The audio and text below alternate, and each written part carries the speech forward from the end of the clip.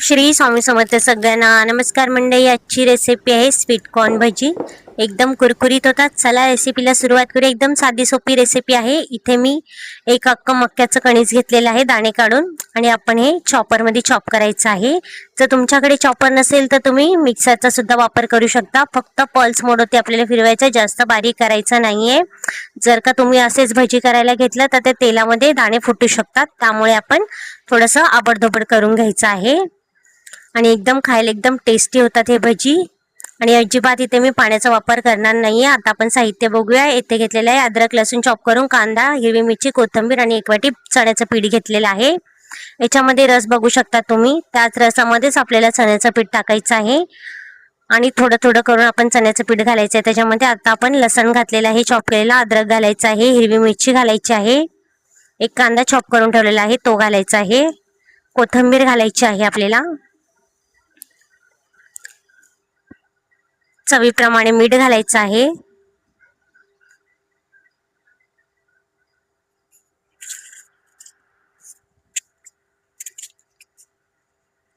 त्यानंतर आपण हळद घालायची आहे। छान असं मिक्स करून घ्यायचं आहे। आता आपण छान असं मिक्स करायचं आहे याला, आणि लागेल तसं आपण थोडं थोडं पीठ घालायचं आहे। पूर्ण एकदम घालायचं नाहीये। छान असं मिक्स करायचं आहे।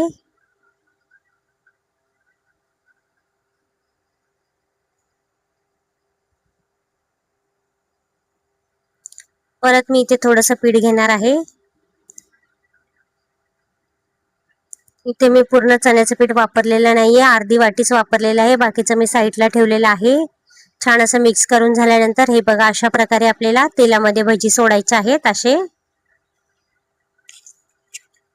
आणि आपण आता थोडा ओवा घ्यायचा आहे, हातावरती क्रश करून ओवा घालायचा आहे। आणि मी तव्यामध्ये तेल टाकलेलं आहे गरम करण्यासाठी। अशा लोखंडाच्या तव्यामध्ये नक्कीच एकदा भजी फ्राय करून बघा, खूप टेस्टी होतात। आता तेल आपले छान असं गरम झालेलं आहे। आता आपण भजी बनवायची आहेत।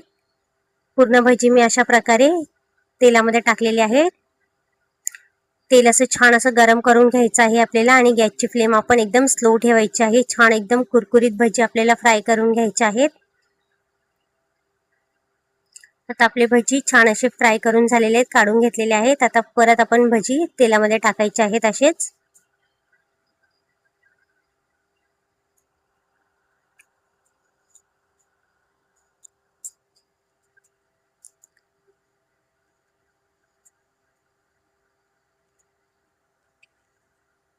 आता आपले भजी झालेले आहेत तेलामध्ये सोडून। भजी छान असे गोल्डन रंगावरती आपण हे पण फ्राय करून घ्यायचे आहेत। छान असं अलटी पलटी करायचं आहे भजीला, छान असे कुरकुरीत होऊ द्यायचे आहेत। आता आपले भजी पण छान असे फ्राय झालेले आहेत।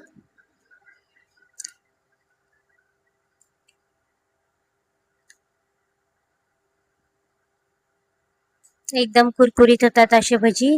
आणि इथे मी सोड्याचा वापर अजिबात केलेला नाहीये, तरी सुद्धा भरपूर असे कुरकुरीत झालेले आहेत हे भजी। नक्कीच तुम्हीही ट्राय करून बघा मंडळी। आवडली तर नक्कीच कमेंट करा, लाईक करा। कशी वाटली मला कमेंटमध्ये नक्कीच सांगा। खूप टेस्टी होतात हे भजी।